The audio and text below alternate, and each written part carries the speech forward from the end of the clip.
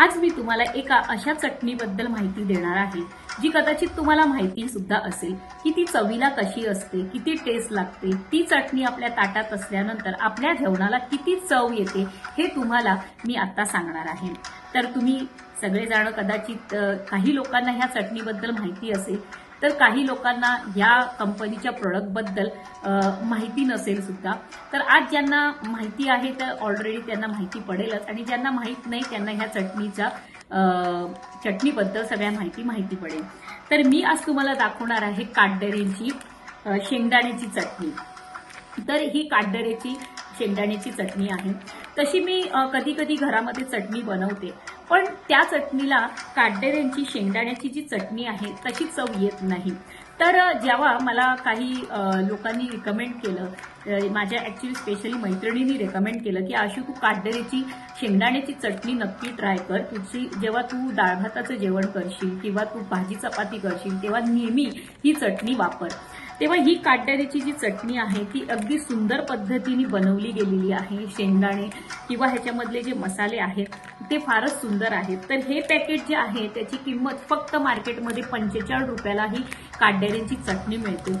अगदी सुंदर असं काटदरेचं पॅकिंग आहे, without garlic, no added preservative, no added MSG, no effective colours. म्हणजे तुम्हाला सांगते चोखंदळ ग्राहकांची पसंती, म्हणजे ह्यांना ग्राहकाची इतकी पसंती आहे आणि खरोखर मी सुद्धा जेवताना ही चटणी वापरते। तर मी तुम्हाला असं म्हणेल की ही चटणी खरोखर चविष्ट आहे, मला तर खूपच आवडते। तर माझ्या बऱ्याच मैत्रिणी आहेत, माझे फ्रेंड्स आहेत, ते ही चटणी आपल्या जेवणासोबत वापरतात। म्हणजे आपल्या महाराष्ट्रामध्ये शेंगदाण्याची चटणी जर ताटामध्ये जर नसेल तर आपल्याला जेवण हे अधुरच वाटतं, आणि शेंगदाण्याची चटणीशिवाय आपल्याला जेवल्यासारखं वाटत सुद्धा नाही। तो झणझणीत प्रकार, ते तिखटपणा, तो लुसलुशीतपणा, म्हणजे आपल्याला ही चटणी अक्षरशः खाल्यासारखी वाटते। म्हणून मी सगळ्यांना रेकमेंड करेन की शेंगदाण्याची चटणी, जी काटदरेची शेंगदाण्याची चटणी आहे ती नक्की तुम्ही खरंच मार्केटमधून घ्या। 45 रुपयाला हे प्रॉफिट आहे। नक्कीच तुम्हाला ही जर घरामध्ये जसे मेंबर्स आहेत त्याप्रमाणे करू शकते। आणि म्हणजे मला ही चटणी 8 दिवस तरी, म्हणजे कमीत कमी 8 दिवस तरी ही चटणी होईल। पण ही चटणी जर आपल्या ताटामध्ये जर नसेल तर जेवण खरोखर एक अपूर्ण वाटतं। आणि महाराष्ट्रामध्ये शेंगदाण्याच्या चटणीला फारच प्राधान्य दिलं गेलेलं आहे।